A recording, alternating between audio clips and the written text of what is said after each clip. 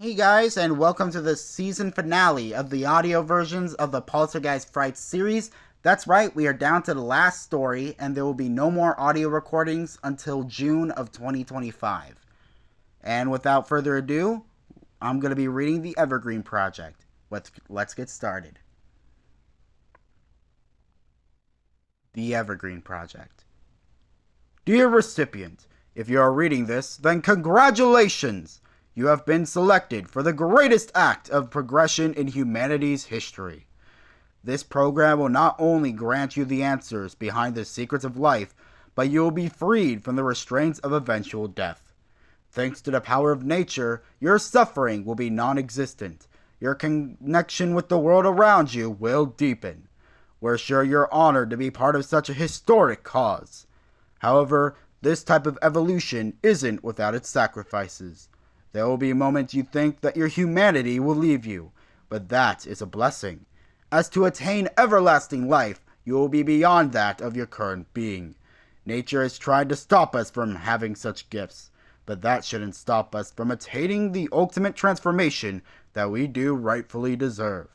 We look forward to your transition into a new beginning. Sincerely, the Evergreen Project. This was the letter I received in the mail this morning. Also in the envelope the paper came from was a vial filled with a watery green liquid. I recently signed up as a volunteer for this new health drink company that wanted to test out their new concoction, a health drink that was both environmentally friendly and capable of lengthening your lifespan. Judging by this letter, they seem to take this claim incredibly seriously. I will admit the wording of this letter was odd, but I assumed it was just making unrealistic promises like any other product. I took the vial, took off the cap, and swallowed the liquid in one gulp. It tasted a little earthy, kind of like those wheatgrass smoothies some people drink, but it also had a slightly sour flavor.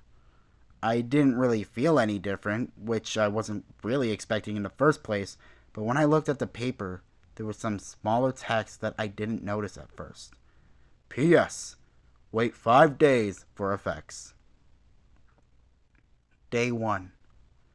I'm not sure if this was some sort of placebo effect, but the next day I already felt a slight difference. For one thing, when I woke up this morning, I actually felt stronger and more aware. However, my mouth felt extremely dry, drier than I thought was possible for the human mouth to feel. I made my way to the kitchen and poured myself a glass of water. Immediately, as soon as the water touched my tongue, I felt a wave of refreshment I'd never felt before in my life. The water somehow had the richest flavor that I ever tasted. When I drank the last drop of that fantastic feeling left, the dryness gradually came back. I immediately poured more water and downed the glass. Then I had another glass. Then another, and another, and each time felt like it was the first time I have ever had the liquid. I didn't know what was going on with me. Upon finishing my 10th glass, I finally felt hydrated. Nothing else happened out of the ordinary like that, but at that moment never left my mind. I knew it was an experimental product and some drinks have its effects, but I've never heard of a drink that causes you to chug over a gallon of water. The weird thing was that I expected some sort of sickness to wash over me due to the water intake, but nothing like that occurred. I started going through the rest of my day. Working out also felt different. I felt like I could lift a boulder. Nightfall fell, and I started to feel more tired than usual. Likely another side effect of the drink. I dragged myself to bed and fell asleep upon hitting the pillow. Day 2. I started to wake up, expected to be greeted with a desert in my mouth. Fortunately, such a feeling happened, but I did feel weak. I wasn't even able to sit up from my bed. I thought the immense drinking from yesterday finally caught up to me, but then the sun hit my face. My strength was gradually coming back to me, and I was finally able to move out from my bed. For some reason, I had a strong urge to go outside, so I got up, poured a glass of water in case that thirst came back, and made my way to the backyard. A wave of peace washed over me as I stood witness to nature's majesty. The grass seemed to be greener, the trees looked more magical waving in the wind, the air was fresher. I laid back on the ground and embraced the sun's rays. Suddenly, my skin was beginning to itch. I started scratching, but when my fingers were rubbing against my arm, I noticed that it didn't feel like my arm. I sat up and raised it to investigate, and then I saw my flesh. I let out a scream. It looked wrinkly, but when rubbing my hand against it, it felt rough and hardened.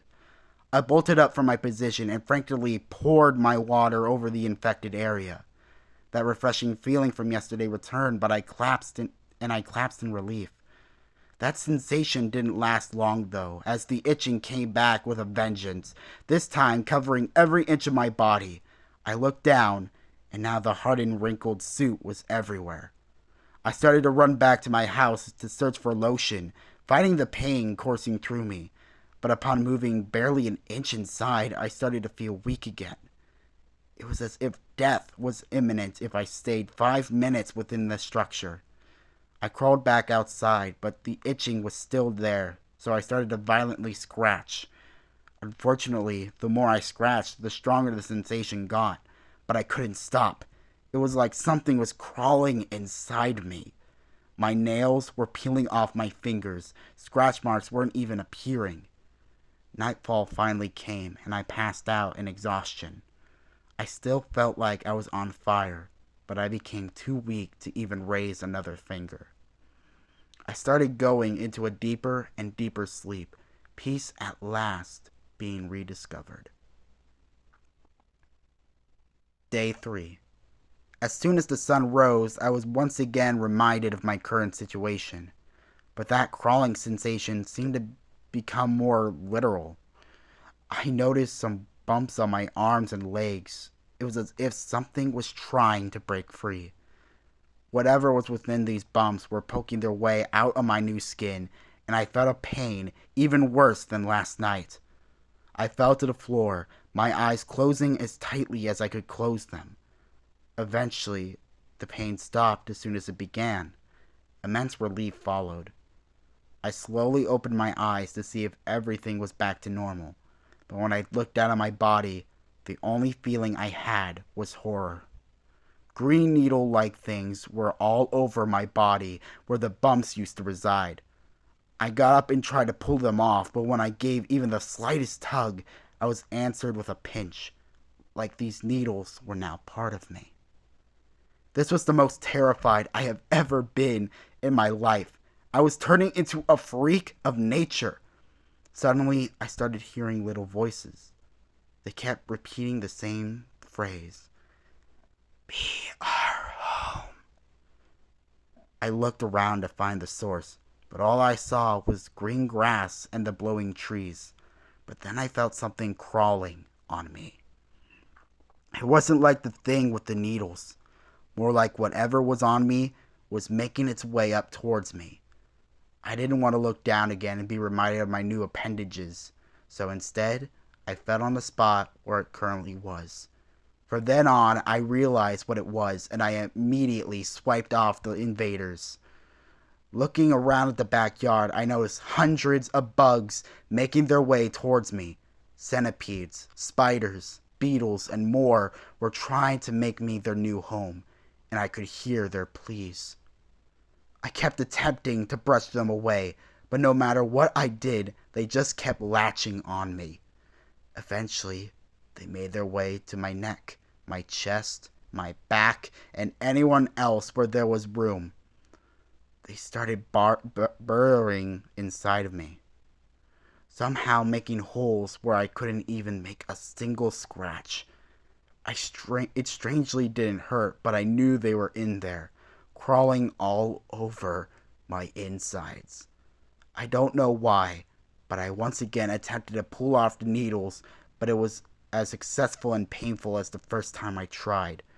I also attempted to put my fingers in one of my new holes to pull out some of the bugs, but I was only pinching air. I started to breathe heavily and fell on my knees. What was I becoming? Why would someone have to go through this kind of torture just to become healthier? The darkness of dusk once again reminded me of its existence, and despite my fear and growing insanity, I was somehow finding myself in yet another deep sleep. Day 4. I woke up with a great thirst coming back, but I was also greeted with an even greater hunger. I wasn't even paying attention to my needles or the bugs making me their new home. I ran into my house to get a head start before the weakness gave me could take effect, but it still hit me like a brick wall. I fought to keep it from preventing me from pouring an entire pitcher of water along with an apple. As soon as I got what I needed, I bolted back outside, once again feeling my strength return to me. Just like the first day, I drank the entire pitcher in one gulp and felt that feeling of extreme refreshment. I take my apple and make one bite after another in a matter of seconds. I started chewing, but the moment I felt the fruit's juice hit my taste buds, I spat it out. It was the worst thing I've ever tasted. I inspected the apple for any worms or sign of rotting. However, it was perfectly fine.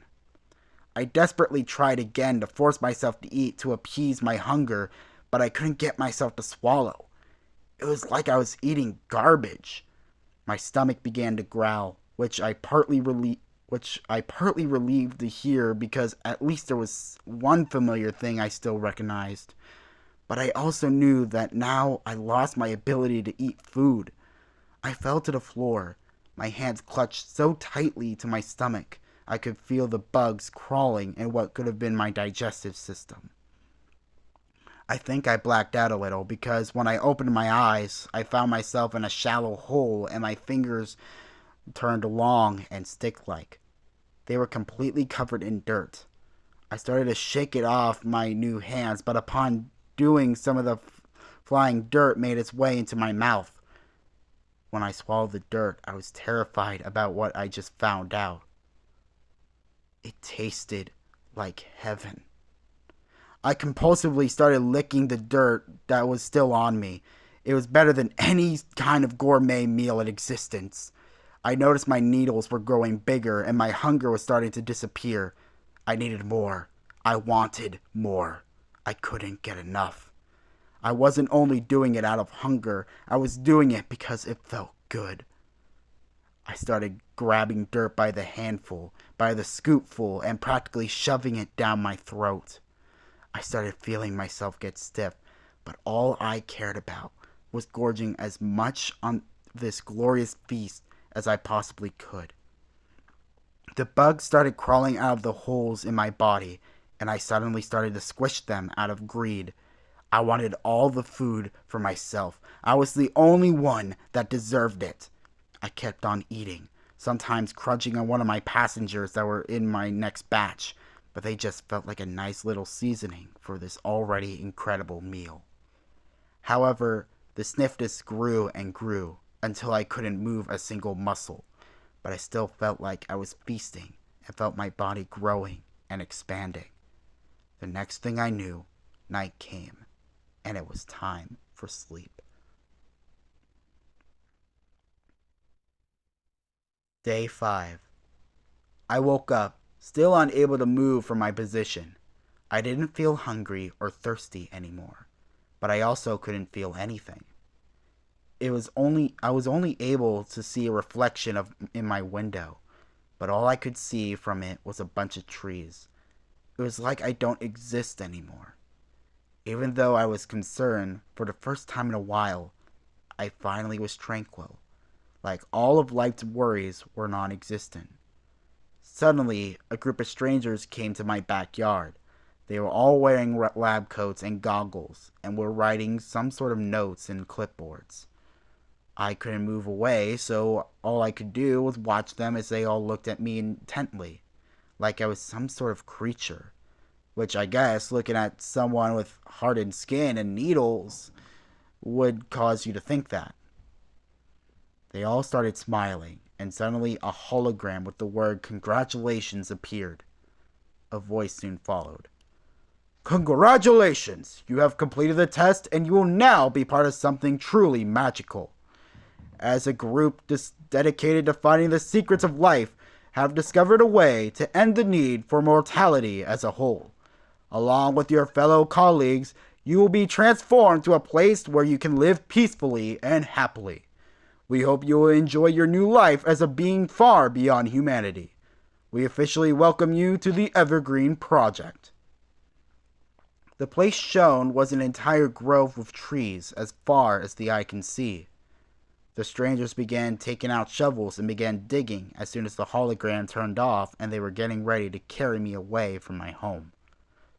However, when I looked at the reflection of the window, all I saw them carrying was a tree with green needles. So that was the Evergreen Project, and that is the end of the audio recordings. At least for now, like I said before, we will be coming back for more audio recordings in June of 2025. But before I go, I want to thank all of you for listening to these recordings over the last couple days.